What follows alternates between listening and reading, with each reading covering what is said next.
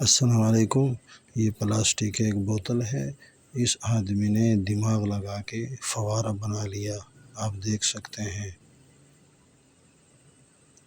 اس آدمی نے ہینگر سے جس پہ کپڑے لٹکاتے ہیں، اس نے موبائل سٹینڈ بنا لیا، آپ دیکھ سکتے ہیں۔ یہ ایک ڈرم ہے جو بالکل کسی کام کی نہیں تھی، ٹوٹی ہوئی تھی۔ اس نے مرغیوں کے لیے گھر بنا دیا، اب دانہ ڈالتا ہے۔ یہ ایک پرانا جوتا تھا، ٹوٹا ہوا تھا، پریشان تھا۔ اس نے عقل لگائی، جوتا اس نے جوڑ دیا۔ ہم بھی اس طرح کر سکتے ہیں۔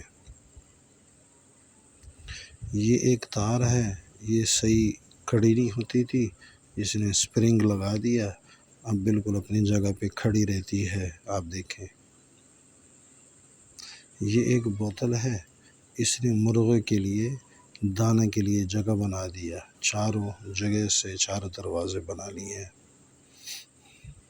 یہ ایک بوتل ہے، اس نے پودوں کو پانی کے لیے نل کا بنا دیا، جو تھوڑا تھوڑا کر کے پانی گرتا رہے گا۔ سبسکرائب کریں۔ یہ ایک اس نے جگاڑ بنایا ہے، شیشہ ہے، اینک کے ساتھ اس نے لگا دیا ہے۔ آپ بھی اس طرح کر سکتے ہیں، بہترین جگاڑ۔ یہ ہینگر ہے، اور اس نے دوبارہ اس کو دیکھا اور سٹینڈ بنا لیا اس نے۔ یہ اس نے دانے کے لیے بہترین جگاڑ بنایا۔ یہ دیکھو، ابھی سے سامان ڈال سکتا ہے۔ یہ ایک بوتل تھی، یہ ایک بوتل ہے، نیا شاٹ ہے۔ یہ بھی پودوں کے لیے اس نے بنا لیا ہے، سوراخ کیا اس میں۔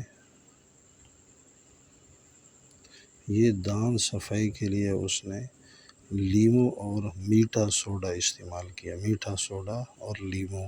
سبسکرائب کریں۔ اس نے گملے کے لیے پلاسٹک کی بوتل کی مدد سے بنایا۔ اس آدمی نے پائپ لیے جو خراب تھے اور اس کو کاٹا، بیلچے وغیرہ اس میں ڈال دیے آسانی سے۔